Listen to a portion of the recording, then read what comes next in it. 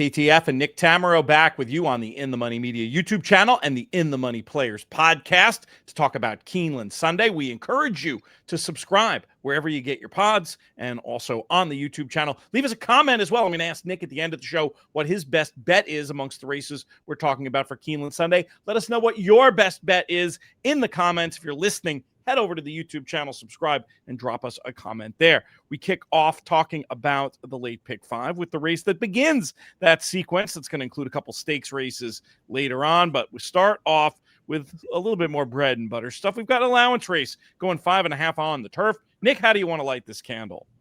Yeah, just your run-of-the-mill $140,000 allowance to get things started, Pete. One of the things about compared to the stakes, I should have said. I do often use that to refer to cheap claimers, so I probably shouldn't have used that there.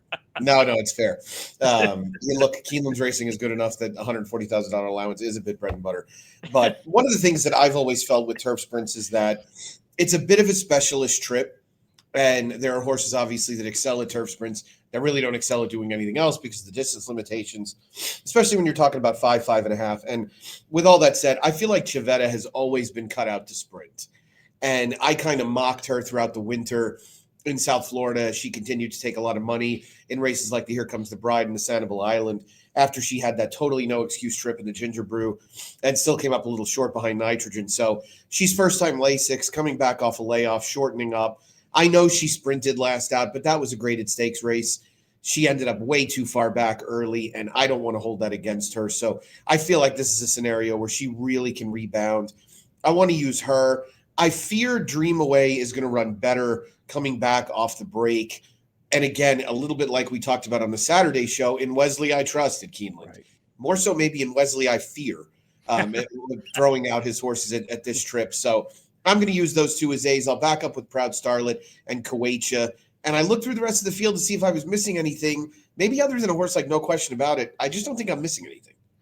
I had one in the mix that you did not mention, so we'll talk about that one momentarily. But I did have Proud Starlet on top. Didn't have quite the stamina to see out the 6.5 at Kentucky Downs, and just felt like this test would suit her better. I think a positive trip can be expected there. But the other one I was going to mention was the 12 Rich City Girl, who I thought had also the Kentucky Downs excuse and maybe deserved another shot back on a more conventional U.S. configuration. You know, the outside draws don't have the same negative signal attached to them going one turn at Keeneland as two. Can you make her at all? Yeah, I think so. The other thing you know about her is that Jarrett Loveberry is going to leave the gate with intent. They're going to look to go. Obviously, they've got to cross over the whole field in order to get to the rail. So it'll depend on how much speed we get out of the likes of Proud Starlet and Dream Away, but John Velasquez and Jose Ortiz, respectively, probably not working as hard out of the gate as Loveberry might on her. So there is a real chance that she can clear this field. I hope that's not the case. I want it to be 3 sacked across the track because that'll help Chivetta. For sure. You've got 3-8 on the top line, 9 and 7 on the B line. I'm 9 and 12 there to kick things off, but I'm not going to be a zealot about it. I certainly got to take another look at the ones that you mentioned. Let's move on to the 2-year-old maiden special weight action in race number 7. Appreciate at least getting a chance to get some market signal before we finalize our pick 5s vis-a-vis the probables in the double pool with this race. I was very not sure from this far out what I wanted to do here. I did think Sneaky Good makes all the sense in the world based on purchase price, based on breeding, based on connections, based on bullet workouts from over in the summer. Seemed like a very obvious one you had to include. I thought there was a story about, not rather obvious story about Allison Avenue, who was bet to 11-10 first out, for Asmussen, who has better than average improvement with second-time starters. Yalpon, the job he's done as a sire this year, certainly needs no introduction. Didn't seem like one I wanted to lose to. The one, if there was negative market signal on, I could move off of. That's one that's probably supposed to take money if live. And then the 4, Paige Turner, another second-time starter, caught a whiff of money anyway up at Saratoga. Seemed maybe to be figuring things out at some point during that race. Just sort of obvious includes. I don't have anything special to share in this race, Nick. How do you see it?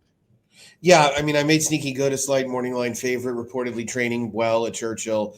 And obviously I'm not gonna get caught by Brad Cox first-time starters with Irad taking a lot of money, especially now that Irad looks as if one of the reasons why he's riding regularly in Kentucky is because he's picked up a lot of Brad's business. And, if that was in the realm of possibility, then it's a very fortuitous move for Irad. I thought Holly Hetty on the outside was a little interesting. Couple of stakes place siblings by Yopon, 11 for 46 on debut are the Yopon progeny. So you definitely have to take that one into pretty serious consideration. I didn't know what to do with Allison Avenue. I didn't love the read of Steve sending a Yopon that they paid a little bit of money for to Indy to only go 4.5 in September. So it makes you wonder what he really thinks of her. And the fact of it is that it looked like she needed more ground. Right. So it's probably a good sign in that regard. I'll use Paige Turner as well, who seems somewhat obvious. And we'll look to the board to see if there's any other indication that we might be overlooking one. There's a little bit of dam side on Betty's Pearl for Brian Lynch, who is out of a dam, who was a 2-year-old debut winner. Progeny of Munningser 15%. I love Brian Lynch. So I would be president of the Brian Lynch fan club. And he sealed that spot for life for me. So I would give that horse a little consideration too. And that's one of those where you're saying, see if there's a little signal in any kind of doubles coming out of the 6th and get a peek at that.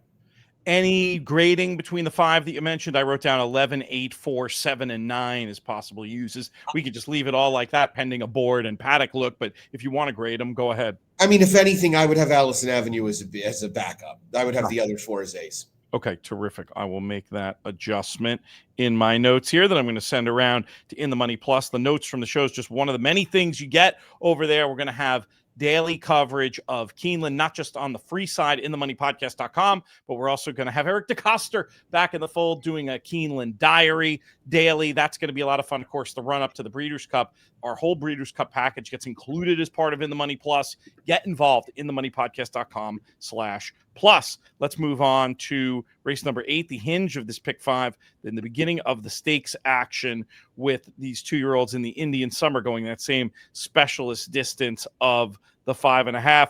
I was going to go back to the well here. Call me a homer for our friends Reagan Swimbank and Black Type Stables, but I just had an angle on Azizam, which is I thought the horse was looking like it was going to make he was going to make a huge move at Kentucky Downs, and seemed like one of the runners that just didn't like that hill, whether it was the extra stamina involved or just the physical up ground that you had to deal with there.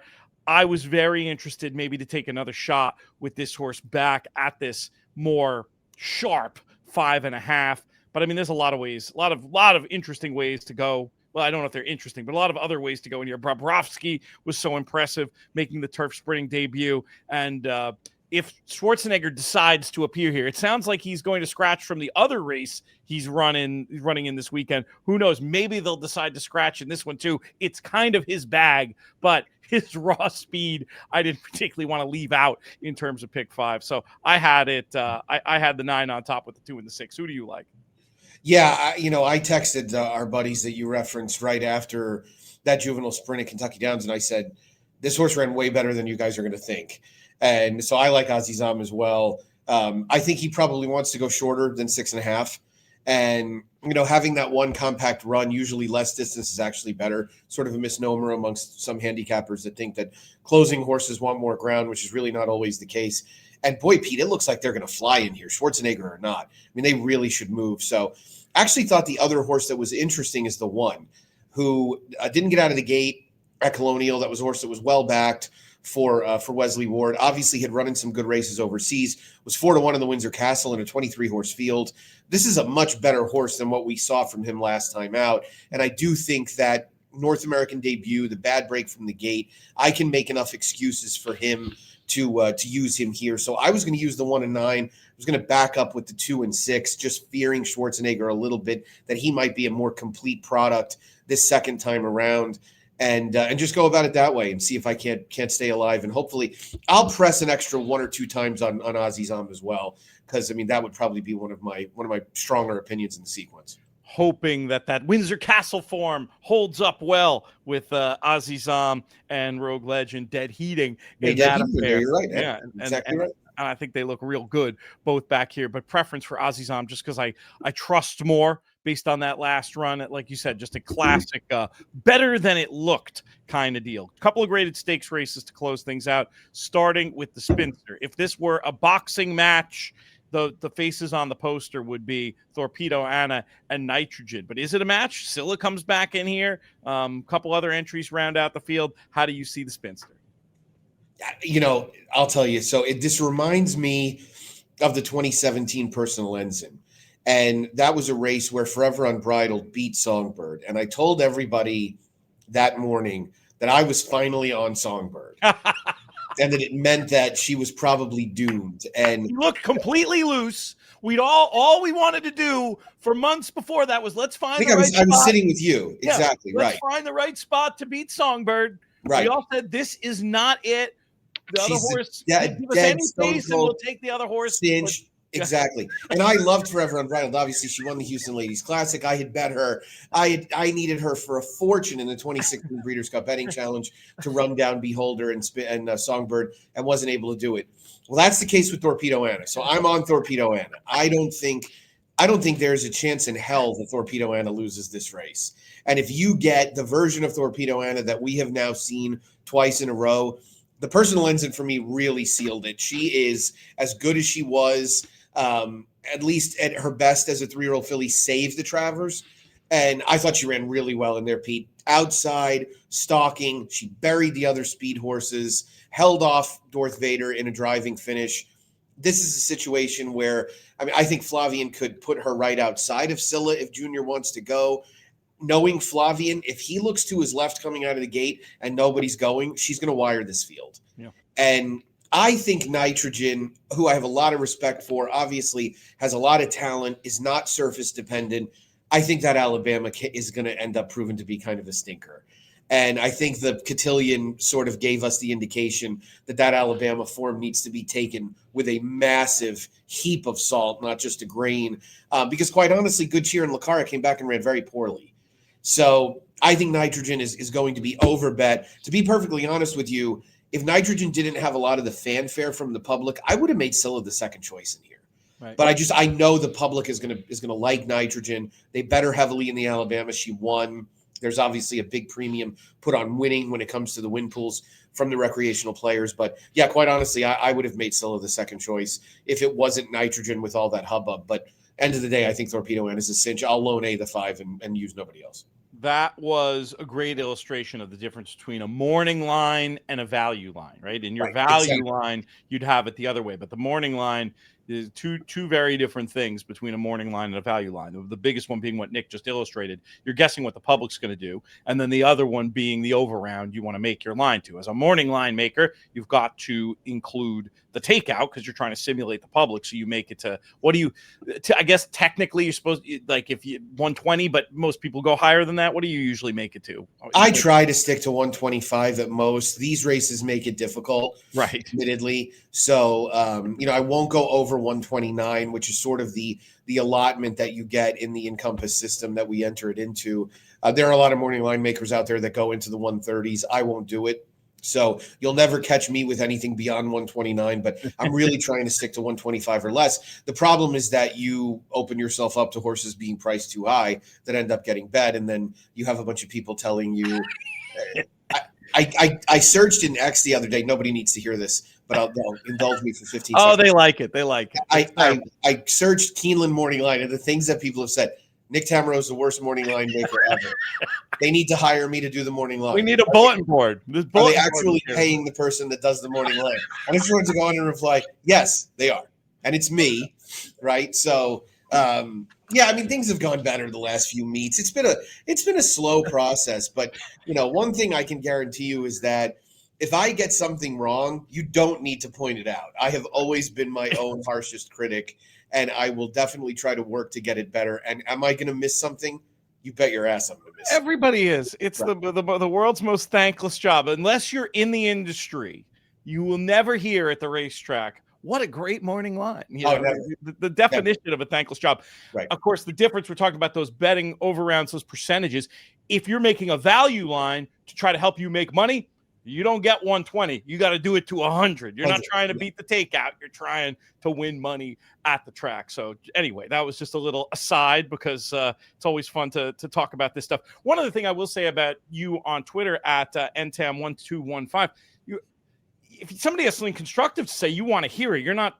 There are many in racing, unfortunately, who are a little thin-skinned. You are not one of them. No, not at all. There was somebody said something about the opening day lines and said they were awful. And I said, hey, point out which ones you don't agree with. And he said, let's start with race 3. So I gave him an explanation of what I did and said, I could be wrong. It's interpreting 2-year-old turf form, lightly raced horses. Now we have this odd situation with the buyer speed figures where they're not posting speed figures for some races. And it's extremely annoying and really flies in the face of everything Andy stood for while I was working for him.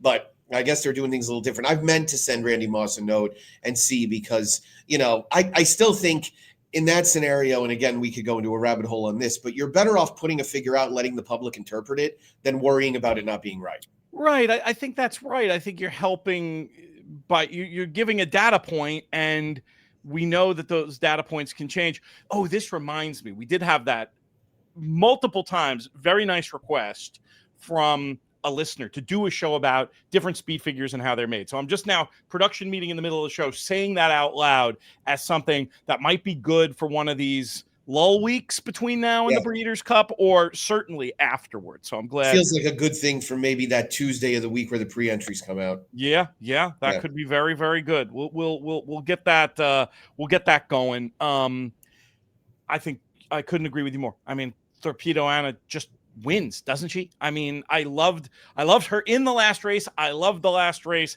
I have questions about the others. I just think she's going to burn them off. So we will win or lose together in the Spinster. We close it out with the Bourbon, a race where I have a full horse-by-horse analysis up. You can find my horse-by-horse analyses week in, week out over at theraces.com. We also, nearly always, when we remember, link to them in our free In the Money Media newsletter, which you can get subscribing to inthemoneypodcast.com/email. We'll let you kick this one off when it comes to this late pick 5 on Sunday. Nick, how are we going to get paid?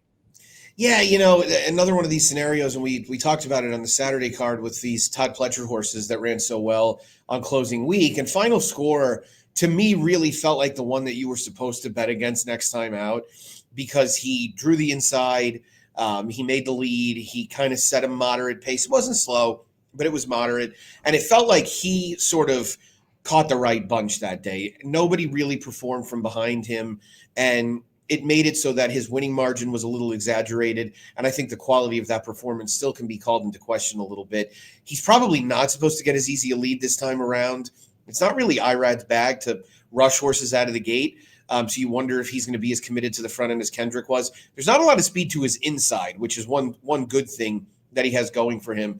But I do think you're obligated to try and help him a little bit. I thought that Vintur and Casasiello on the outside were both dangerous horses. Vintur's debut was really good.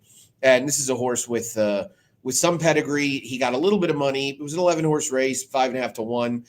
Good support all in all. And he really ran to it. He looked good that day, winning by a comfortable margin. Feels like a horse that'll stretch out with no issue to me. So I wanted to use him. I also thought that the debut winner, Repentless, for Kelsey Danner was a little dangerous on the inside. I'm always skeptical of taking a 7-furlong winner, stretching out immediately after that. But this is a horse that felt like he switched off very nicely, did get a good trip all in all. But I can make a case for those two as well as Exonerate as the alternatives to Final Score. So I'm going to try and zag where they zig. I'm going to use those 3 as A's. And then I'll have one ticket where I back up with Final Score, just in the event that my opinions in the 6th and 7th races are right.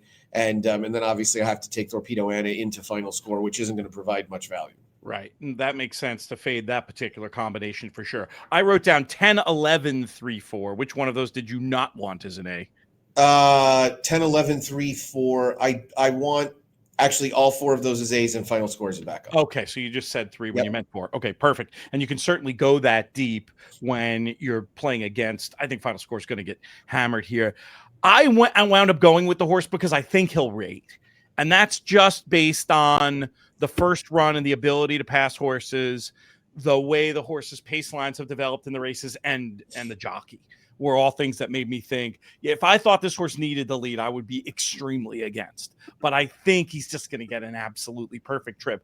I certainly respect the 10 and the 11. I probably just, when I looked at this race, was probably within an hour after doing the show with Matvek Volji, where we were looking at the stats and the two-turn turf races from 10 and out. And they're not pretty, but you don't really need to worry about that at the prices these horses are going to be. But I think it might have been in the back of my mind. The other one that I was super interested in was another one you mentioned, which was the 3-runner Repentless, who we're almost sure is scratching from the other spot to run here. Do we have any confirmation on that?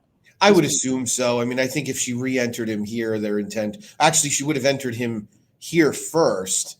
And then re-entered him at Aqueduct, so he could end up going at Aqueduct. Yeah, but I thought well, that would be a bummer because I think No, I'm sorry. It was Friday at Aqueduct. I was thinking it was Sunday. No, she re-entered him in this spot, so he's going to run here. Okay, good, because this horse I think should also get a great trip, and I think is going to be a better than should be price. So I think the form of that last race is all right. A lot of positives there. So I was just going to try to mess around and get out 6-3, but I'm going to take a longer look at some of those horses on the outside. Does that stat bother you at all, or is it kind of like what I said? It just depends on the price in terms of outside runners on the Keeneland turf course. It worries me about Casasiello a lot more than Vinter, right? Because it feels like Vinter's a horse that can adjust pace-wise. I didn't like Dr. Agnew to begin with, and it certainly doesn't help me like him. But yeah, I think you want to be concerned about a speed horse like Casasiello having to work his way over from an outside draw. Before we get out of here, want to remind folks we've got Keeneland coverage every day of the meet. InTheMoneyPodcast.com. We're going to have a lot of videos on the In the Money Media YouTube channel. Also loads of podcast content over wherever you get your pods. In the Money Players Podcast, In the Money Media. But we also are going to be doing some social promo, including the video you're probably watching right now if you're catching this through some sort of social feed. And for on these weekend cards, we're going to do best bets. And I want to hear from you, Nick. We covered 5 races on the show Saturday and Sunday. When it comes to the Sunday card, who's your best bet? Let's go to race 4, number 3, Drop Shot, the brilliantly named son of Center Court, who debuted at Kentucky Downs, went off a little under 6-1, received a lot of support that day, didn't get out of the gate, made a huge wide move, ran a lot better. I've seen these horses at Keeneland over the years for Rusty Arnold improve significantly second time out, and I think that's exactly what's going to happen with this colt. So 3, Drop Shot in race 4, my best bet of the day on Sunday. Love it. I will go to race number 8 on the card, looking at the 2-year-olds in the Indian Summer. Really looking forward to what Azizam can do cutting back in distance. This is a horse, I know you agree with me on this, ran a lot better than it looked last time, and with plenty of speed signed on, could be seen to much better effect. Thank you so much for joining us. Thank you so much, Nick, for sharing your insights on this show and so many others. Thanks to our friends at Keeneland for sponsoring these broadcasts. Check out Keeneland.com. Lots of great racing information, of course, information about the sales, including this upcoming championship sale happening Breeders' Cup week. I'm excited to get to that one in person. This show's been a production of In the Money Media. I'm Peter Thomas Fornatal. May you win all your photos.